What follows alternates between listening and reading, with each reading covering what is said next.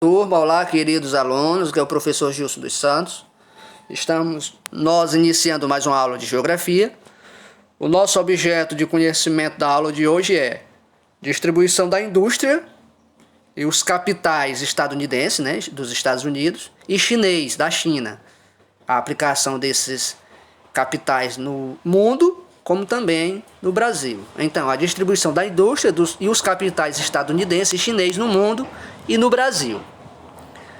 A indústria e seus fatores locacionais. Existem alguns fatores, eu quero que vocês atentem para isso, que influenciam a instalação de indústrias, né, em um dado estado, em uma determinada cidade. Os fatores locacionais da indústria são o conjunto de elementos socioespaciais e estruturais que interferem ou diretamente se relaciona com a distribuição das indústrias em um dado território ou entre os diferentes territórios. Trata-se, portanto, da série de elementos que os diferentes locais precisam possuir para receber uma maior quantidade de indústrias em sua unidade territorial. Em geral, nós podemos considerar que existe uma disputa entre os diferentes lugares para atrair empresas e investimentos, de modo que os locais que oferecem a melhor infraestrutura, as maiores vantagens econômicas, saem na frente nesse quesito. Aqui existe essa disputa, porque muitos estados, muitas cidades, para poder atrair indústrias, oferecem isenção de impostos por um período, digamos, de 10 anos, como também oferecem outros quesitos da infraestrutura que atraem, né, essas indústrias.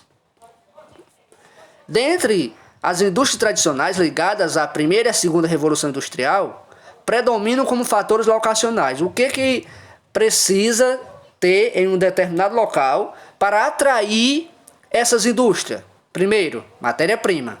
Acesso, está perto da matéria-prima. Segundo, fonte de energia. Aquele local precisa oferecer uma fonte de energia segura e que possa atender as necessidades da indústria. Mão de obra, mercado consumidor, infraestrutura de transporte, que é o mais importante, porque mesmo que não seja um local tão próximo à matéria-prima, mas precisa ter uma infraestrutura de transporte, boas estradas, bons acessos, para que a indústria possa trazer os seus produtos e também escoar a sua produção. Com o desenvolvimento de novas indústrias e novas tecnologias, outros fatores se tornaram muito importantes, né? Como a rede de comunicações, os incentivos fiscais e mão de obra qualificada. Não é interessante, importante só ter mão de obra. Precisa ter uma mão de obra qualificada. Uma mão de obra em que possa ser especializada na área daquela indústria. Isso é muito importante também. Aí é onde entra a importância dos cursos de capacitações, cursos técnicos, para qualificar a mão de obra. Atualmente existe uma tendência de descentralização. Esse processo de dispersão industrial ocorre em escala nacional, mas a região do Sudeste permanece com a maior concentração industrial. Aqui nós temos uma pequena tabela onde mostra essa distribuição, né, da dispersão industrial entre os estados brasileiros, região Norte, Nordeste, Sudeste, Sul e Centro-Oeste. Historicamente, a região Sudeste ela é mais forte na questão de instalação de indústrias. O setor industrial da região Sudeste é o maior do país, continua ainda sendo, mas é importante destacar que as demais regiões, como a região Nordeste, a região Norte, também vem recebendo instalação de indústrias e investimentos nesse quesito.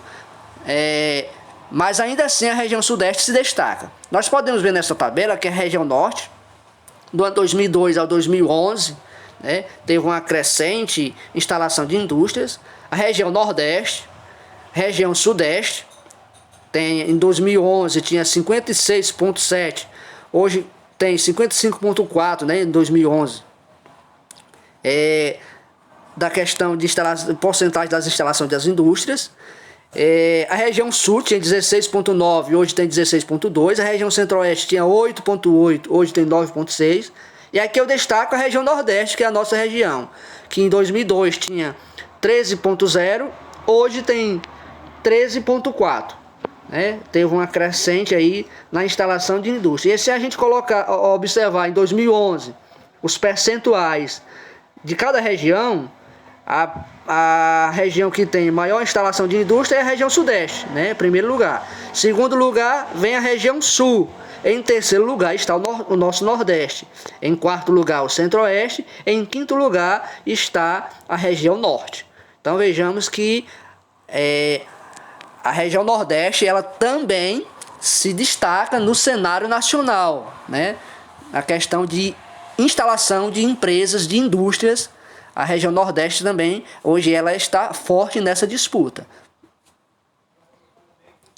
Agora nós vamos falar da briga de gigantes, as relações entre os Estados Unidos e a China.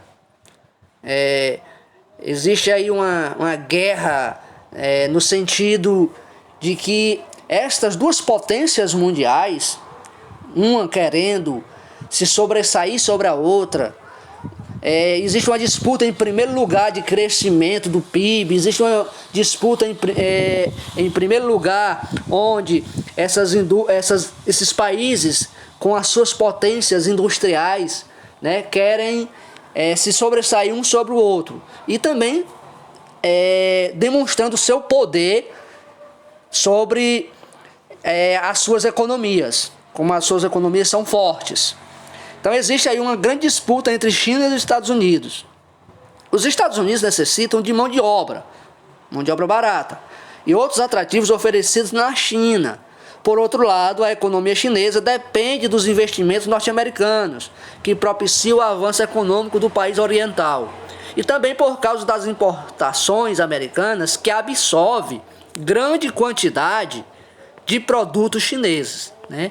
Os Estados Unidos ele é um grande importador dos produtos da China. Mas aqui existe uma inter-relação, uma interdependência de um país contra do outro. Um depende do outro.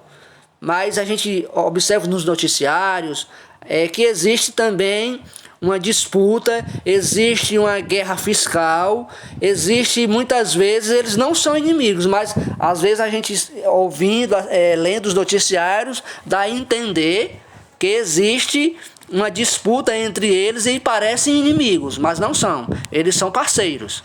A guerra que fala na questão fiscal, um querendo às vezes impor os seus produtos, a sua indústria sobre o outro. Como eu disse, existe uma disputa pelo primeiro lugar no mundo. O crescimento da China assusta e abala a posição de conforto dos Estados Unidos no topo do sistema internacional. Isso significa que cada vez mais os Estados Unidos perdem sua posição como indiscutível potência hegemônica. Os Estados Unidos e a China, né, têm uma relação de interdependência, como também já falei. A China, desde a década de 2000, tem investido muito fortemente no tesouro norte-americano, se tornado uma das maiores exportadoras para a América. Isso, de maneira prática e simples, significa que é muito dinheiro da China que estabiliza a economia dos Estados Unidos.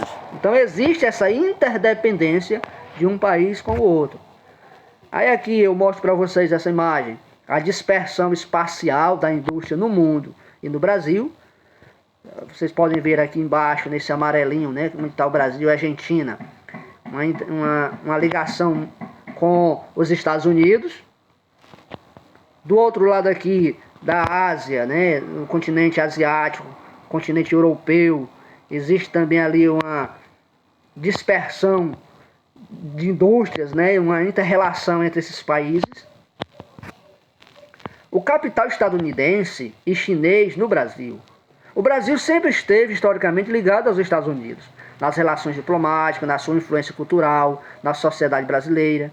E na sociedade brasileira tem sido influenciada pelos Estados Unidos na música, no cinema, no turismo, no vestuário.